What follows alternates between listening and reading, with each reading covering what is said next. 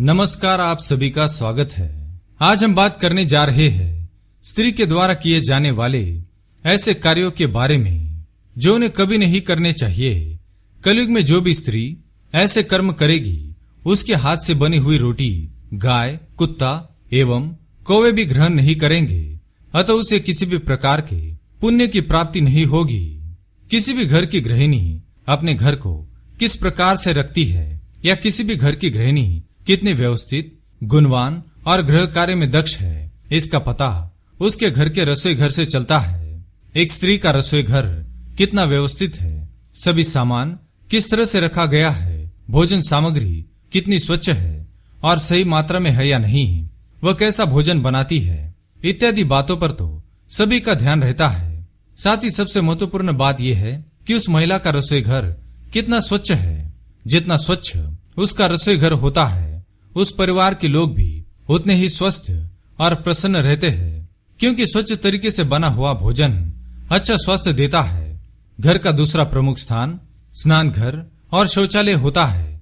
किसी भी घर का स्नान घर और शौचालय जितना साफ और स्वच्छ होता है, उस घर के लोग बीमारियों से उतने ही दूर रहते हैं, क्योंकि अधिकांश बीमारियों का कारण अस्वच्छता होती है और स्नान घर तथा शौचालय ये बीमारियों का प्रमुख स्थान माना जाता है।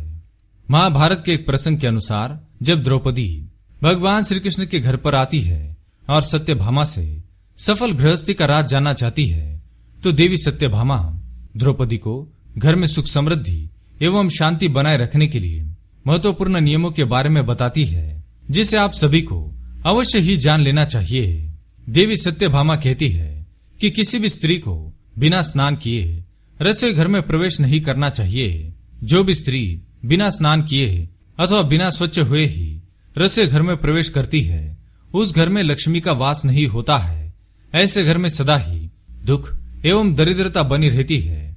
महिलाओं को सदैव ही स्नान करने के पश्चात ही रसोई घर में प्रवेश करना चाहिए और स्नान आदि करने के बाद ही रसोई घर में भोजन बनाना चाहिए।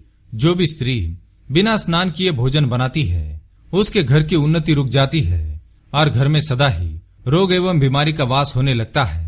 किसी भी स्त्री को माहवारी के दौरान रसोई घर में प्रवेश नहीं करना चाहिए अथवा माहवारी के दौरान रसोई घर में भोजन भी नहीं बनाना चाहिए, क्योंकि भोजन बनाने पर ईश्वर को प्रसाद चढ़ाया जाता है और माहवारी के दौरान महिलाओं का शरीर अपवित्र होता है। ऐसे में यदि कोई स्त्री ईश्वर के प्रसाद को स्पर्श कर लेती है तो ऐसा प्रसाद ईश्वर को नहीं चढ़ाना चाहिए। इससे उस स्त्री को और उसके परिवार को पाप ही लगता है।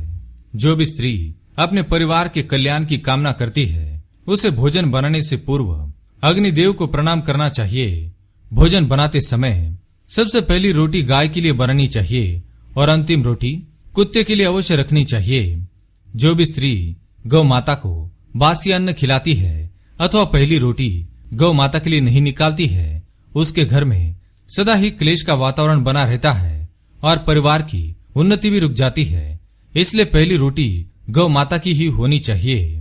स्त्रियों को भोजन बनाते समय अपने बाल कभी खुले नहीं रखने चाहिए। बालों को हमेशा बांधकर ही भोजन बनाएं। यदि भूल से भी भोजन में बाल गिर जाता है तो ऐसा भोजन त्याज्य हो जाता है। ईश्वर को कभी भी बाल गिरे हुए भोजन से प्रसाद नहीं चढ़ाना चाहिए, ऐसा करने से पाप ही लगता है। स्त्रियों को कभी भी दहलीज पर बैठकर अथवा बिस्तर पर बैठकर भोजन नहीं करना चाहिए, इससे उनके जीवन में दुर्भाग्य बना रहता है। दहलीज पर बैठकर भोजन करने वाली स्त्री पर माँ लक्ष्मी कभी प्रसन्न नहीं होती है, जिस कारण से उस स्त्री के घर से माँ लक्ष्मी चली जाती है और उस घर में सदैव ही दरिद्रता का वास बना रहता है। भोजन बनाते समय स्त्री को अपना मुख सदैव ही पूर्व दिशा की ओर रखना चाहिए। पूर्व दिशा अच्छे स्वास्थ्य, धन संपत्ति और उन्नति की दिशा मानी गई है। इस दिशा की ओर मुख करके भोजन बनाने से अथवा इस दिशा की ओर मुख करके भोजन करने से व्यक्ति के जीवन में कभी दुर्भाग्य नहीं आता है। किंतु जो स्त्री पश्चिम दिशा की ओर मुख करके भोजन बनाती है अथवा पश्चिम दिशा की ओर मुख करके भोजन करती है, तो उसे दुर्भाग्य का ही सामना करना पड़ेगा। इसी के साथ ही दक्षिण दिशा भी भोजन बनाने अथवा भोजन करने के लिए अशुभ मानी गई है।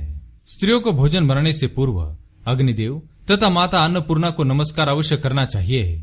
इसलिए हमारे रसोई घर में देवी अन्नपूर्णा की एक तस्वीर अवश्य रखें। भोजन शुरू करने से पहले माता को प्रणाम करके जल अवश्य अर्पण करना चाहिए। ऐसा करने से घर में कभी भी धन धान्य की कमी महसूस नहीं होगी। वास्तुशास्त्र के अनुसार महिलाओं को अपने रसोई घर में कभी भी झाड़ू नहीं रखना चाहिए। रसोई घर में झाड़ू रखने से रसोई घर का वातावरण नकारात्मक बन जाता है। रसोई घर की स्वच्छता करने के पश्चात झाड़ू को दूसरे स्थान पर रखना चाहिए।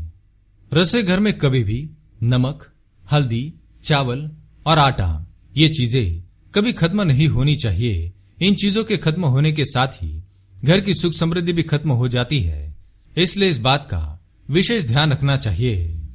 तो इस प्रकार से महिलाओं को रसोई घर में ये सावधानियां अवश्य बरतनी चाहिए। उम्मीद है ये जानकारी आपको अच्छी लगी होगी। वीडियो पसंद आए तो लाइक करें, कमेंट में जय मां लक्ष्मी, जय श्री कृष्ण अवश्य लिखें। साथ ही चैनल को सब्सक्राइब करें। धन्यवाद।